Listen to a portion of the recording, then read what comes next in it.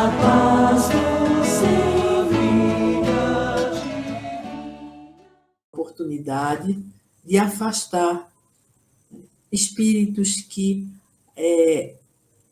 perseguiam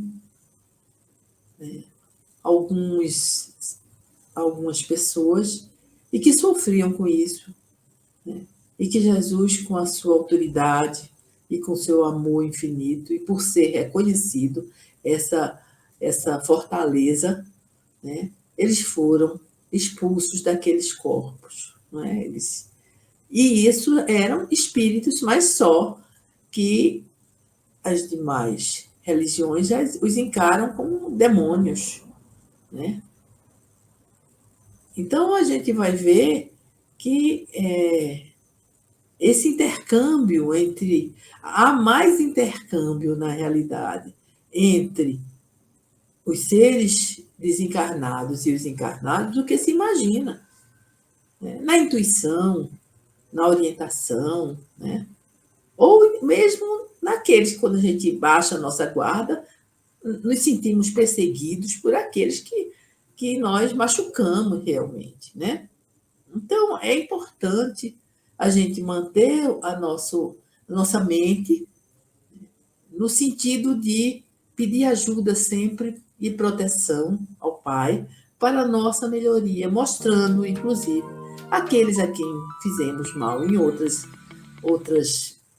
fases ou outras encarnações, que hoje nós somos diferentes, estamos empenhados em modificação, empenhados em fazer o bem.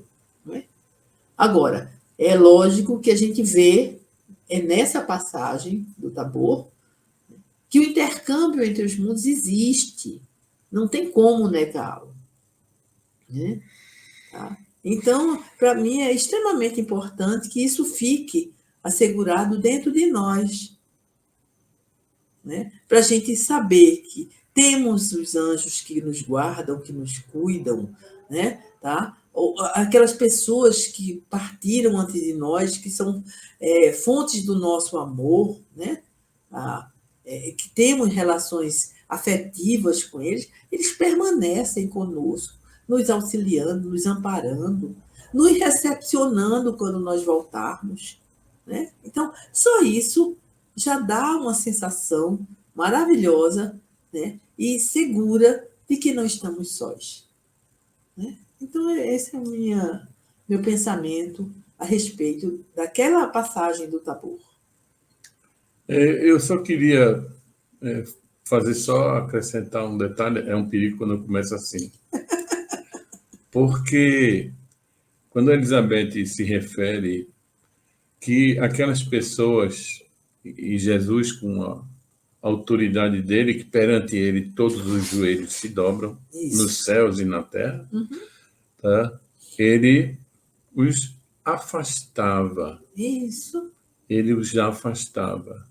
Mas veja, tem uns livros de um escritor chamado Djalma Argolo, que são passagens belíssimas, e a gente começa a ver que quando Jesus, apesar daqueles termos fortes que foram traduzidos, a ordem de se afastar, não é que eles estavam nos corpos, não era no corpo físico, como inclusive se coloca, a pessoa foi possuída como se o corpo, isso é um último estágio, tá?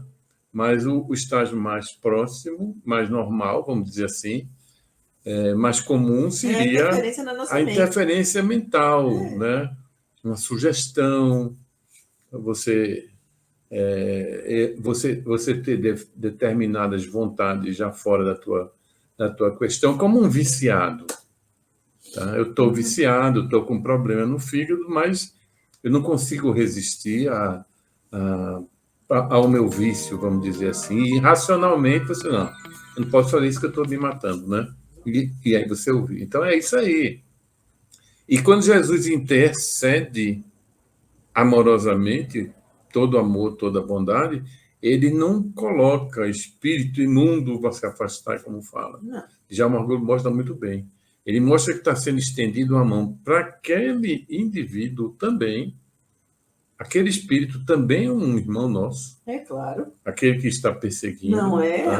com Não é pura e sentido simplesmente demônio você, esse pobrezinho aqui eu estou defendendo e o outro eu mando para o quinto dos infernos. Não, de jeito nenhum. Tá? Jesus mostra que Deus está concedendo uma oportunidade para aquela pessoa, para aquele indivíduo, para aquele espírito, Que às vezes está machucado. retornar, mesmo. exato, é por algum motivo, não é que a gente só fez mal, Não. a gente pode ter andado não em boa companhia, como Pronto. cantaria Vinícius de Moraes, né? E feito coisas, mas isso deixa para lá, isso não é a questão que a gente está agora. A gente traiu um companheiro de infortúnio, vamos dizer assim.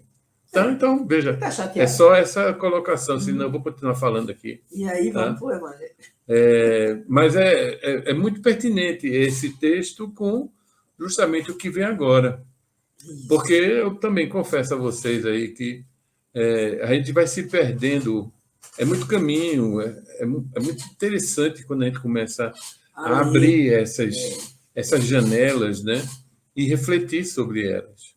Tudo que Kardec está nos introduzindo é dizer, pensem, reflitam sobre todos esses aspectos. Não é dizer, acreditem, porque eu estou falando. De jeito nenhum. Tá? Então, vamos lá. Hoje deve ser realmente a última parte dessa introdução de O Evangelho segundo o Espiritismo. Então, Kardec é muito feliz quando traz, e aí eu também estou feliz, porque a gente vê onde é que começou essa história. De forma geral, até na minha cabeça, eu confesso a vocês, começou no século XIX. Mas lendo esse texto da introdução de Kardec, como um homem de ciência, a gente já falou nisso, tá?